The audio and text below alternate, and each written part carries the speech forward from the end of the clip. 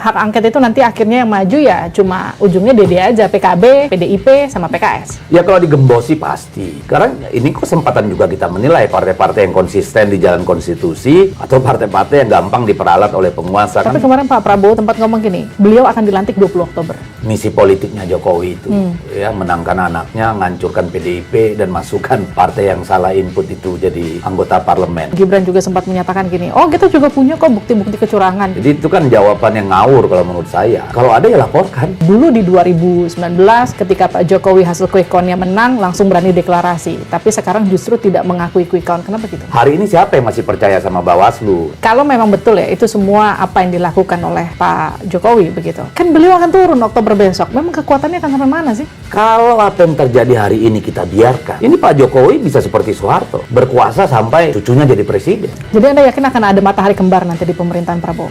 Why not?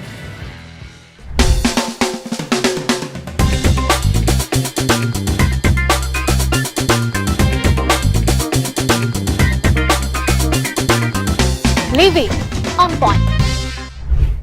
Hai, balik lagi di Living on Point. Pemilunya udah selesai, tapi ternyata keriuhannya masih belum juga usai. Rame-rame soal pemilu, nggak cuma bicara kecurangan, hak angket yang kemarin sempat disonding di rapat paripurna, ada juga bahkan Capres Ganjar Pranowo yang dilaporkan ke KPK soal dugaan gratifikasi.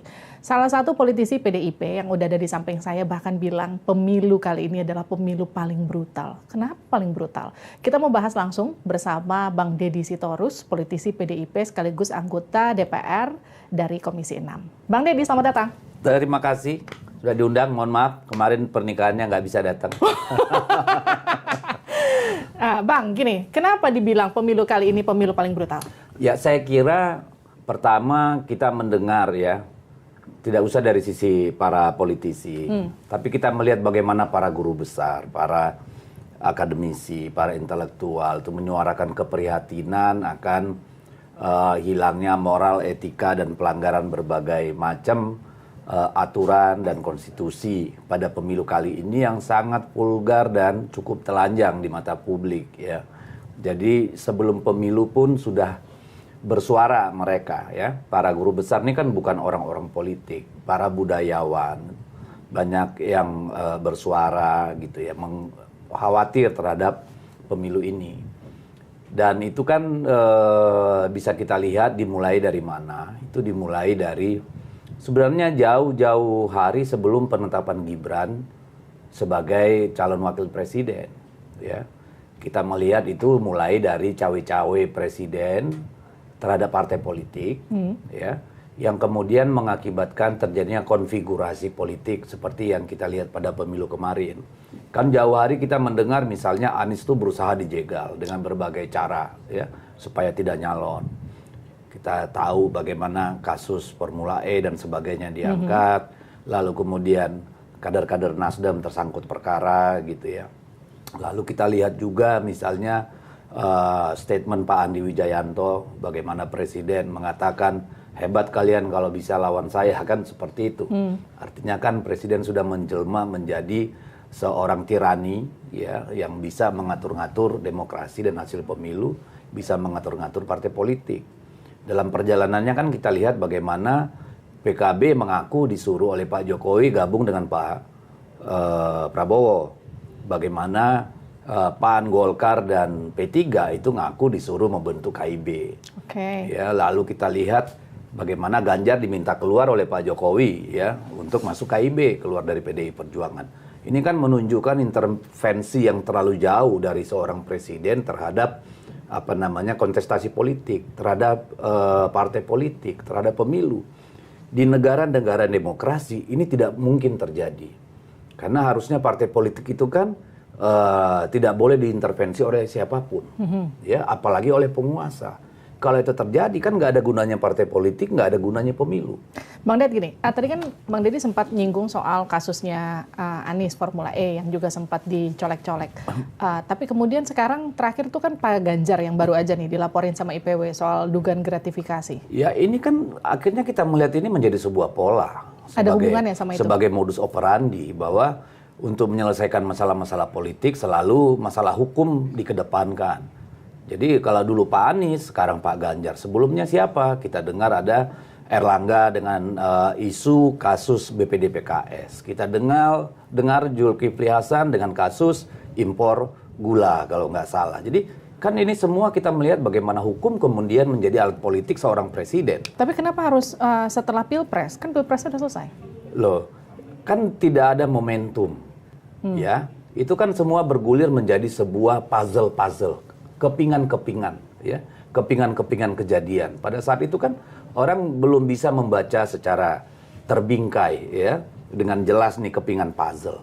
Tapi kan kemudian semua menjadi jelas ketika apa? Ketika kemudian terjadi kasus Paman Usman, di mana seorang ketua Mahkamah Konstitusi memang yang masih bersaudara langsung dengan Presiden dan Gibran, gitu ya, itu terlibat dalam manipulasi putusan MK yang dibuktikan dengan keputusan MK yang memecat dia dari jabatan ketua MK. Dari situ kan kita sudah melihat adanya satu pelanggaran berat luar biasa. Ya, itu yang pertama soal kenapa dia brutal. Yang kedua kemudian kita mengalami bagaimana APBN itu dikuras untuk urusan bansos, ya. Habis-habisan hanya untuk menguntungkan pasangan calon tertentu, saya sebut begitu. Tapi bansosnya orang PDIP loh. Ya, kan untuk kali ini penyaluran bansos non tunai itu dilakukan oleh Badan Pangan Nasional di bawah kendali langsung Presiden, bukan oleh Kementerian Sosial. Ya, jadi Kementerian Sosial tidak terlibat dalam penyaluran bansos non tunai dalam artian beras.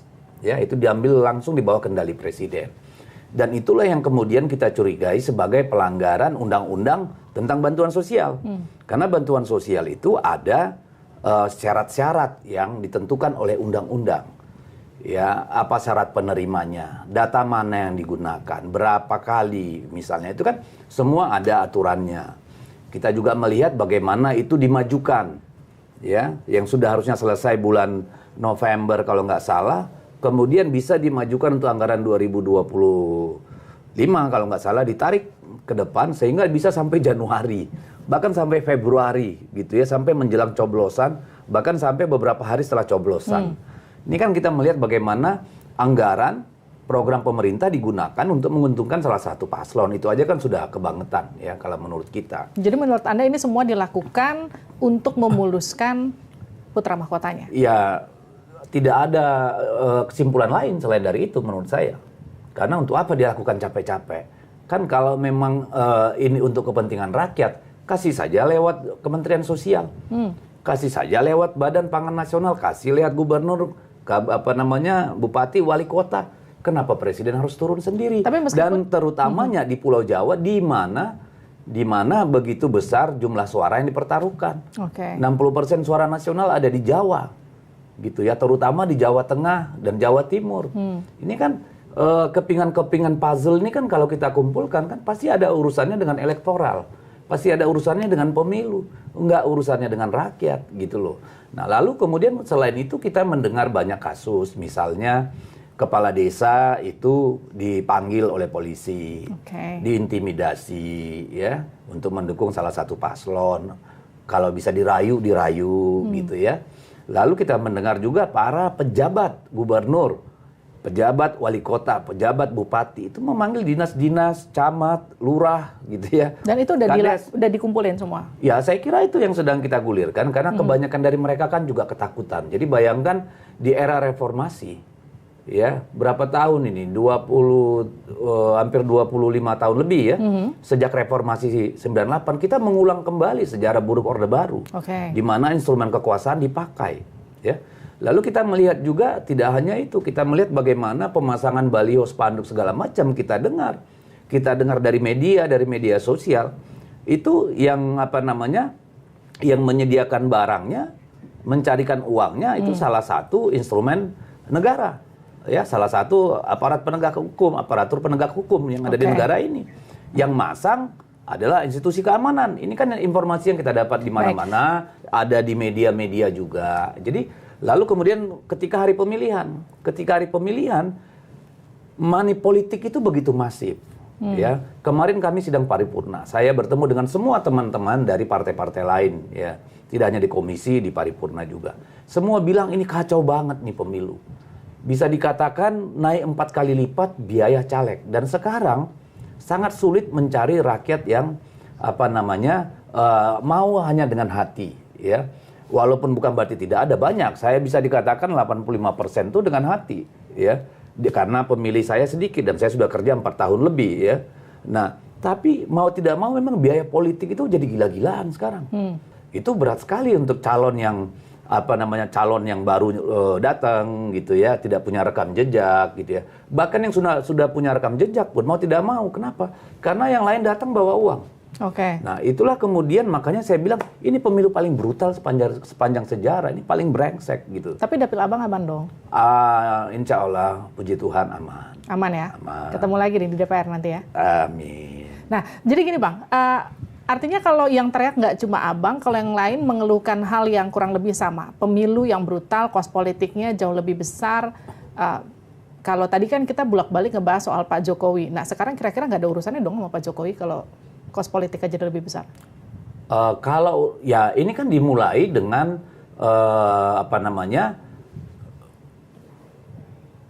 memilih presiden pun di banyak tempat, termasuk di tempat saya, ya. Saya tidak katakan 100%, ya. Tapi banyak yang dapat amplop 300.000, ya. Banyak ya, gede ya? Lumayan, bukan hanya lumayan, luar biasa itu. Karena biasanya untuk DPR RI itu nggak pakai duit. Ya, kalau di bawah mungkin, tapi DPR RI kalau dia apalagi incumbent, ya apalagi dia memang membangun hubungan dengan masyarakat itu baik, tuh nggak perlu pakai duit-duitan, ya. Mungkin sekedar makan atau ganti ongkos itu cukup. Kalau sekarang karena pemilihan presiden aja pakai duit, lalu ada 1-2 partai yang datang dengan duit banyak, akhirnya kan ini mempengaruhi semua. Kan semua orang jadi takut, wah di sana sudah disiram dengan uang, kalau saya tidak, saya nggak dapat suara dong. Akhirnya inilah yang membuat kegaduhan itu, ya siapa yang ciptakan. Nah ini kan yang membagi duit dengan untuk milih presiden tuh yang ngaku ke saya itu kan perusahaan tambang, yang katanya RKAP-nya akan tidak ditandatangani kalau sampai tidak ikut cawe-cawe kasih duit gitu loh. Jadi apakah nggak ada hubungannya dengan Pak Jokowi? Ya saya walahu alam. Tapi serem kali ya Bang kalau dengar ceritanya. Artinya gini, kalau orang kan sederhananya itu bilang gini, ya kalau seramai itu punya bukti sebanyak itu ya udah dikumpulin dan langsung dilaporin, jangan ditunggu-tunggu gitu. Kan kita ada mekanisme. Jadi harap juga dibedakan antara hak angket dengan hasil pemilu. Ya, hak angket ini akan bicara tentang penyelenggaraan pelaksanaan undang-undang dan kebijakan yang bertentangan dengan konstitusi atau aturan atau yang berdampak pada rakyat banyak, gitu ya. Pisahkan itu dengan hasil pemilu. Karena kalau terkait hasil pemilu, tempatnya bukan di hak angket, ya. Kalau hasil pemilu itu jelas, ya, ada di KPU. Kalau pelanggaran-pelanggaran adanya di Bawaslu melalui Gakumdu. Kalau sengketa hasil itu ada di Mahkamah Konstitusi. Jadi hak angket ini tidak bicara itu. Kan kita sampai sekarang belum punya hasil pemilu. Ya, jadi hak angket ini melihat bagaimana pelaksanaan undang-undang. Banyak undang-undang yang perlu kita pertanyakan. Misalnya tadi undang-undang APBN, undang-undang keuangan negara, undang-undang ASN, undang-undang pemilu, undang-undang pemerintahan desa. Ya, banyak lagi termasuk undang-undang yang berkaitan dengan netralitas aparat, misalnya. Itu kan banyak hal yang bisa diperiksa di situ. Termasuk mungkin undang-undang KPK. Dengan hak angket, penyelidikan, kita bisa memanggil KPK. Benar nggak isu yang selama ini berkembang bahwa elit-elit partai politik ini disandra untuk turut apa maunya presiden, apa maunya penguasa. Kalau KPK bilang tidak ada, nah, kan terkonfirmasi bahwa tidak. Jangan jadi seperti sekarang gitu. Ini kan penting tidak hanya untuk kami ya di 03 atau di 01, tapi juga untuk 02 kan. Gini, kemarin kan kalau kita udah lihat nih dari rapat paripurna yang awal ya ketika baru dibuka pasca reses itu kan cuma PDIP, PKB, PKS, koreksi saya kalau salah. Sementara Nasdem, Dan kemudian ada juga P3 yang juga seharusnya jadi satu perahu sama bapak-bapak sekalian itu kemudian terkesan nggak satu suara. Mulai merasa teman-temannya digembosi nggak? Enggak. Ya kalau digembosi pasti. Kan dengan Pak Jokowi memanggil Pak Surya Paloh dari pulaunya siang-siang diajak makan malam, nggak ngomong apa-apa. Itu kan hanya upaya untuk menggoyang wacana itu kalau menurut saya pribadi gitu ya. Dan kalau dibilang kenapa kemarin nggak kompak, karena semua sedang mempersiapkan bahan.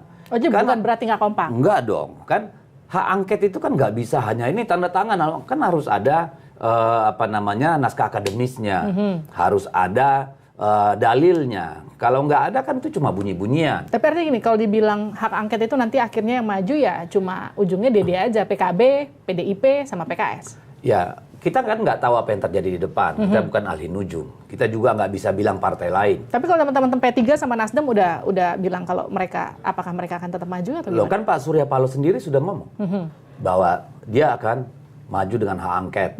Ya, jika PDI Perjuangan mau, kan kira-kira seperti itu. Ya. Sekarang ini kesempatan juga kita menilai partai-partai yang konsisten di jalan konstitusi atau partai-partai yang gampang diperalat oleh penguasa, kan seperti itu. Kita tunggu aja. Tapi kemarin gini, ketika pembukaan awal rapat paripurna, kemudian ketika bicara hak angket, justru di situ Mbak Puannya nggak ada.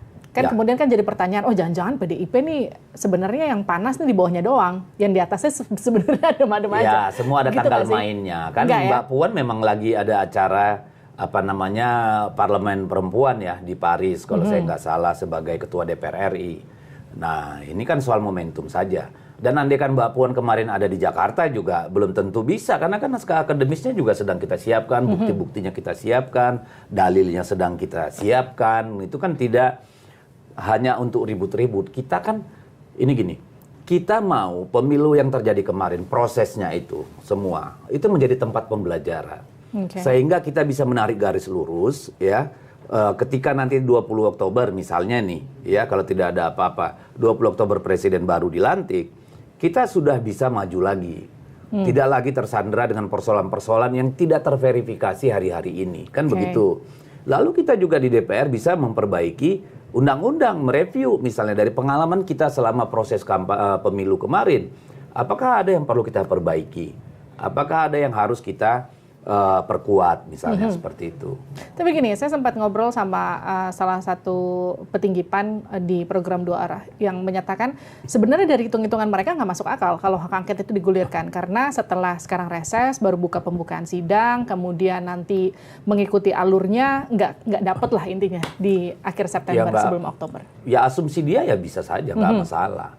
Bagi kita apapun itu kan ingin juga menunjukkan bahwa kalau rumus hipotesa tadi kita diamkan, bahwa sekarang Jokowi itu seperti seorang katakanlah tirani, ya, yang bisa mengatur-ngatur semua, menyandera orang-orang dengan kasus hukum, ya. Kalau itu tidak terklarifikasi, ini kan juga buruk untuk warisan sejarahnya Jokowi, ya. Jadi apakah nanti tidak tuntas hak angket ini sampai ke pansus segala macam? Ya kita tidak tahu. Biarkan saja berproses. Kenapa harus pusingkan soal itu? Nah, ini kan sebelumnya kalau tadi kita nyambung dari soal cawe-cawenya Pak Jokowi ya, ada 3 hal yang disampaikan sama Deputi Politik 5.0-nya Ganjar Mahfud Pak Andi Wijayanto yang menyatakan Prabowo Gibran katanya akan menang, PSI akan masuk parlemen, suara PDIP akan turun. Itu menurut Anda akan terwujud nggak? Akan betul-betul terrealisasi nggak? Ya, kalau pertama 3-3 kan belum terkonfirmasi. Yang pertama Gibran dan Prabowo kan belum menang. Karena pemilu belum ditetapkan hasilnya. Tapi kemarin Pak Prabowo tuh di acara Mandiri Investment Forum, koreksi saya kalau salah, sempat ngomong gini, kurang lebih beliau akan dilantik 20 Oktober. Ya itu kan klaim, tapi kan faktanya sampai hari ini belum ada hasil pemilu kan. Ya toh? Apakah PDI Perjuangan turun sampai hari ini suaranya masih terbesar? Ya. Yang ketiga, apakah PSI akan masuk? Hari ini belum masuk. Jadi kalau kita bicara per hari ini belum terbukti semua tuh. Apa yang menjadi misi politiknya Jokowi itu, ya, menangkan anaknya, ngancurkan PDIP dan masukkan partai yang salah input itu jadi anggota parlemen, kan kita belum tahu hasilnya. Kita balik lagi ke soal isu-isu kecurangan, kan sempat ditanyakan ke Gibran juga sempat menyatakan gini, oh kita juga punya kok bukti-bukti kecurangan, jadi artinya jangan nuduh kita curang, tapi kita juga merasa dicurangi, kurang lebih gitu. Ya sama aja seperti respon mereka ke kita, kalau ada ya laporkan, laporkan ke Gakumdu, ke Bawaslu, biar clear gitu ya. Jadi itu kan jawaban yang ngawur kalau menurut saya.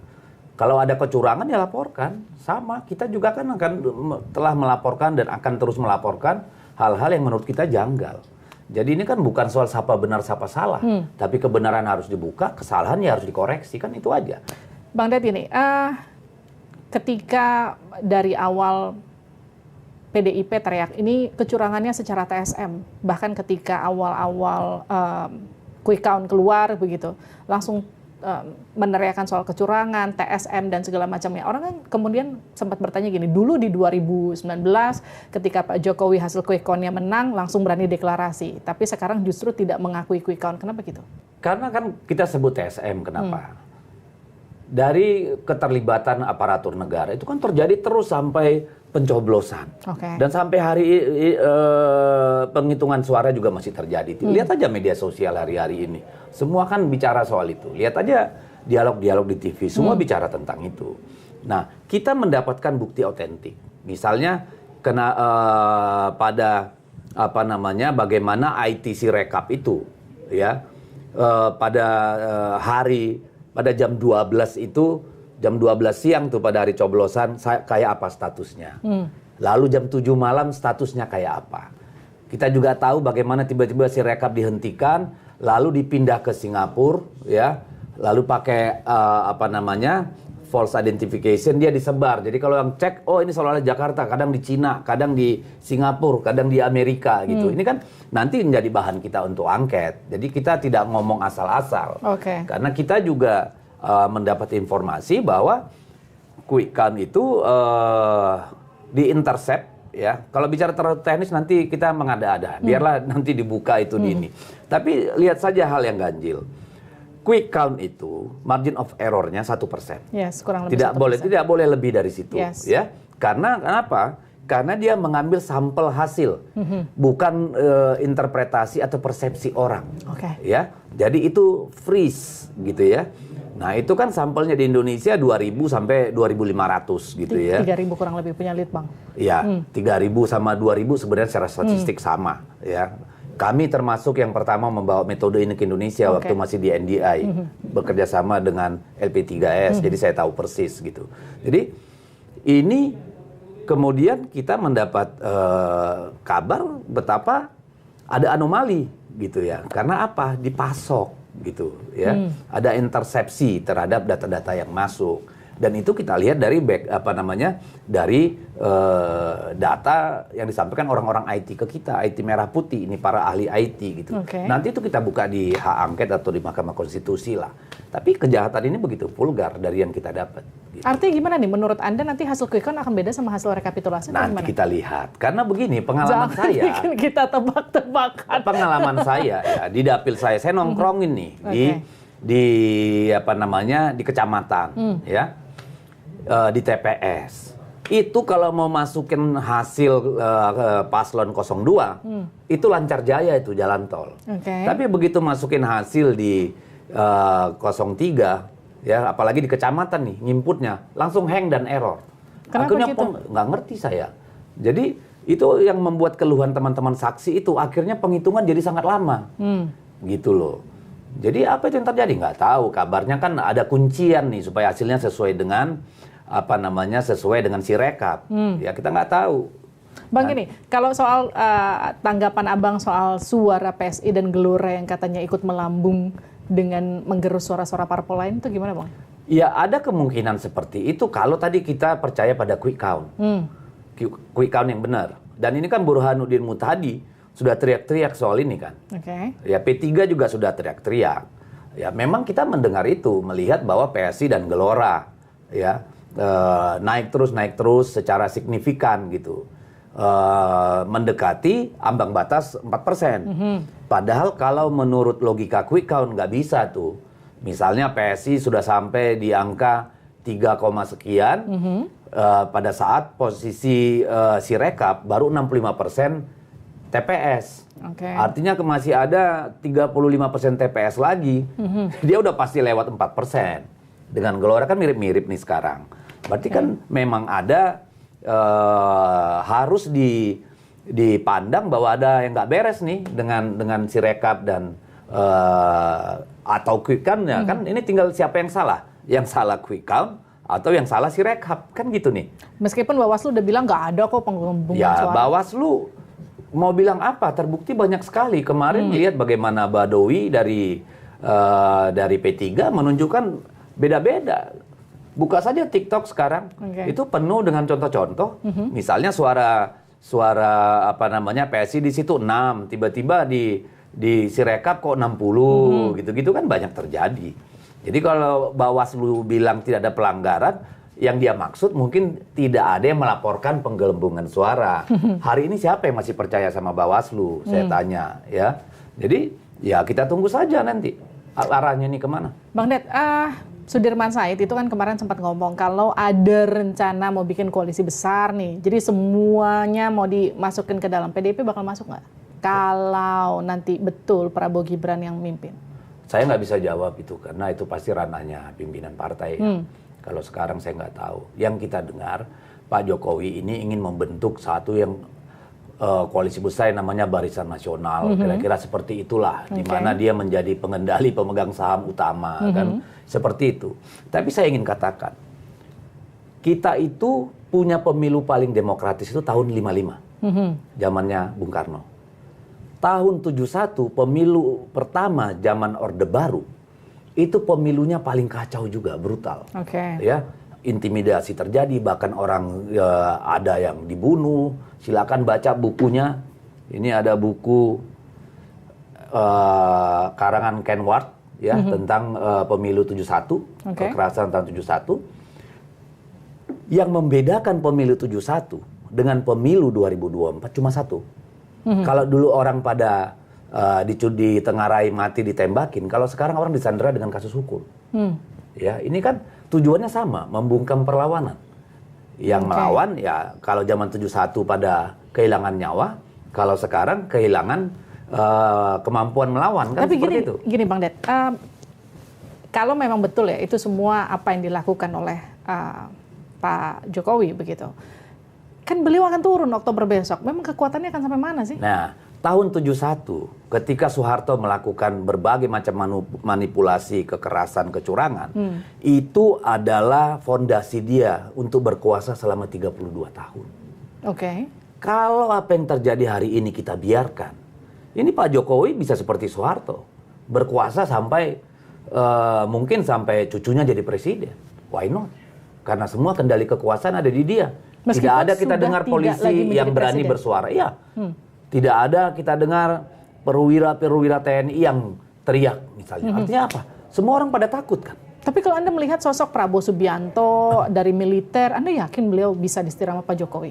Ada negara di Afrika namanya Nigeria. Tahun 2004 saya ke sana bersama mantan Perdana Menteri Selandia Baru dan Kanada untuk pengawasan pemilu bersama United Nations, PBB. Dan di sana saya lihat lembaga anti korupsi di sana itu digunakan oleh presiden untuk menjatuhkan semua lawan politiknya. Jadi kita nggak tahu kan apa yang ada di kantongnya Pak Jokowi hari ini. Karena dia pernah bilang saya punya data semua partai politik, kan seperti itu. Dan kita nggak tahu. Kekuatan itu kan tidak harus bahwa dia ada di sana. Tapi ketika dia mampu memiliki amunisi-amunisi untuk menaklukkan mereka yang mungkin berlawanan dengan dia, itu juga akan kekuatan. Jadi Anda yakin akan ada matahari kembar nanti di pemerintahan Prabowo? Kalau dia betul menang? Ya, kan bisik-bisik yang kita dengar Pak Prabowo cuma 2 tahun. Isunya, gitu ya. Lalu apakah Pak Prabowo akan rela ada matahari kembar? Ya kita lihat nanti Pak Prabowo kalau dia memang menang ya. Kalau dia terpilih, apakah kemudian tetap takluk di bawah kaki Pak Jokowi atau tidak? PDIP ngerasa nggak sih dengan apa yang kemudian tadi Bang Deddy katakan, sepanjang kita dialog, kemudian Pak Jokowi itu kan secara hitam di atas putih masih keluarganya PDIP ya. Nggak ngerasa apa ya ibaratnya, ngejelek-jelekin anak sendiri gitu nggak sih? keluarga sendiri. Ini keluarga sendiri yang ingin membunuh Anda, gimana merasa menjelekkan warga sendiri? Pak Jokowi sendiri seperti dikatakan Andi Wijayanto itu punya misi menghancurkan PDI Perjuangan.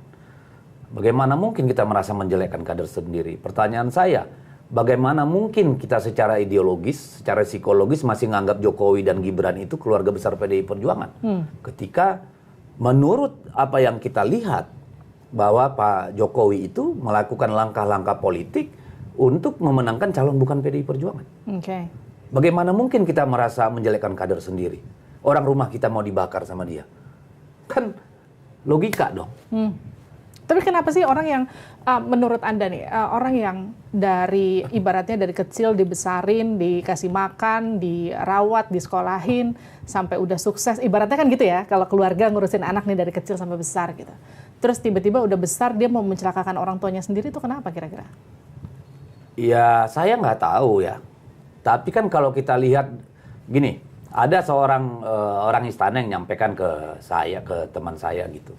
Itu sekitar 6 bulanan setelah Pak Jokowi terpilih periode kedua. Dia ngomong, tolong ada yang bisa mengingatkan Bapak, karena Bapak sekarang ngopinya sama orang kaya gitu loh. Ya itu orang istana nih yang cerita, ya kan. Nah setelah itu kan kemudian muncul isu 3 periode. Ya, itu kan lalu penundaan pemilu, lalu perpanjangan masa jabatan. Itu kan lalu sampai ujungnya itu kan mencalonkan Gibran sebagai wakil presiden. Hal yang Pak Jokowi sendiri bilang, ya jangan didengar, masih baru 2 tahun jadi wali kota, gitu kan. Nah, ini kita menyimpulkan apa yang membuat itu? Ya, kekuasaan itu enak.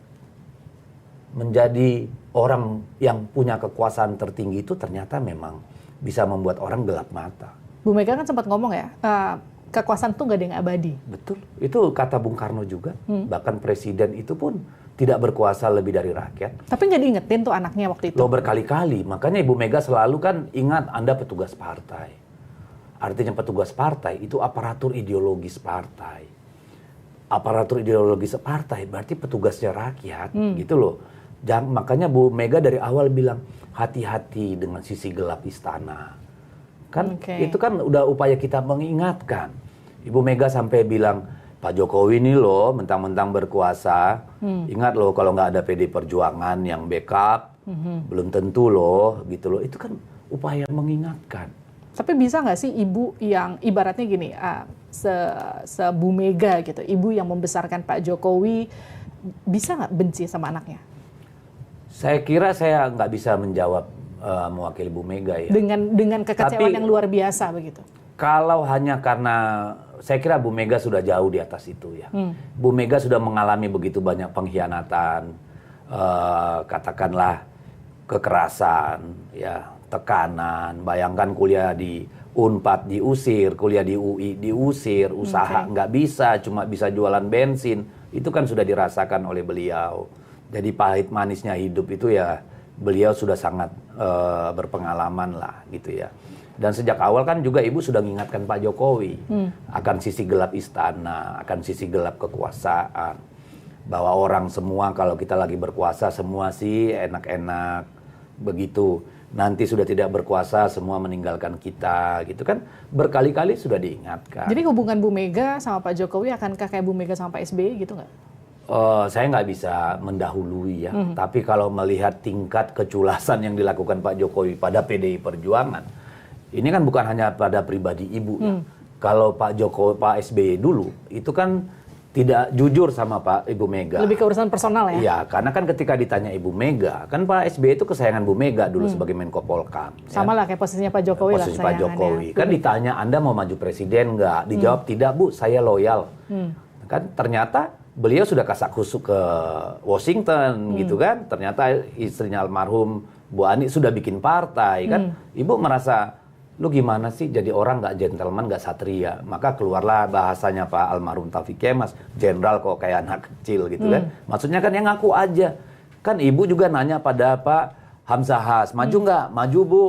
Kepada Pak Yusril, maju Pak, maju, kan gitu, nggak ada masalah. Tapi ketika Pak SBY bilang, tidak Bu, saya loyal, tapi kemudian sudah punya partai politik dan maju, itu kan sebagai orang sebagai pemimpin kan merasa apa ya, ada distrust gitu ya. Ini kan soal prinsip. Nah itu kan yang urusan personal tuh. Ya Apalagi itu yang personal. begini. Nah ya makanya silakan simpulkan sendiri. Makanya Ini saya Pak nanya. Jokowi mau bakar PDI Perjuangan gitu loh, mau hancurkan rumah PDI Perjuangan, bukan sekedar menangkan anaknya. Kalau lihat apa yang dikatakan oleh Andi Wijayanto ya, kan Bang Dad gini, begitu. kabarnya kan Bu Mega mau ketemu Pak JK tuh. Pak Jokowi Kita kabarnya berharap menyeberang tidak ke hanya Golkar. Pak JK, Bu Mega akan bertemu juga menurut saya, yang saya dengar, dengan tokoh-tokoh masyarakat sipil, Oke. ya para akademisi, para guru besar tadi semua, para tokoh-tokoh bangsa, ya dalam waktu dekat, dan ya insya Allah dengan Pak JK, bisa jadi dengan politisi yang lain, why not? Kalau untuk menyelamatkan demokrasi, kenapa tidak? Karena kita tidak mau, ya 2024 ini sama seperti pemilu 1971 kemarin yang menjadi tonggak awal kekuasaan Soeharto selama 32 tahun. Kalau menurut Anda Pak Jokowi betul nggak bakal masuk Golkar? Ini sebagai politisi ya. Sebagai politisi kalau mau aman kan berlindung di balik partai politik ya. Ya artinya punya kekuasaan kan, punya representasi, punya akses kepada banyak pihak. Tentu kan dia tidak mungkin berlindung di balik Gerindra. Karena apa? Ya karena artinya kan dia jadi paria di situ. Oke. Orang kos-kosan kan gitu tuh, numpang kan gitu. Kalau di Golkar, kalau misalnya para katakanlah anak buahnya yang jadi pemimpin di Golkar, kan dia bisa nyaman. PSI belum tentu masuk parlemen dan masih terlalu kecil, bisa dilepeh sama yang lain toh. Jadi kalau ada hitung-hitungan dia akan ke Golkar, menurut saya secara politik that's very possible. Oke, kita masuk ke kuis jawab cepat. Satu kata soal hak angket. Harus. Oke, PDIP tambah Jokowi. Hebat. Jokowi 5 tahun ke depan. I don't know.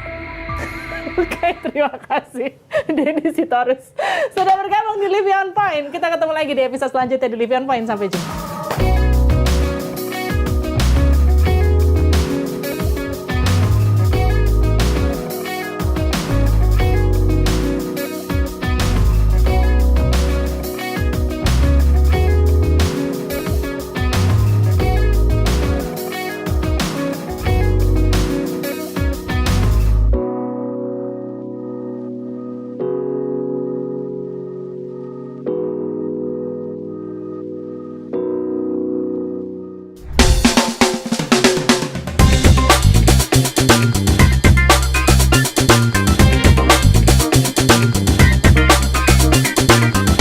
Living on Point.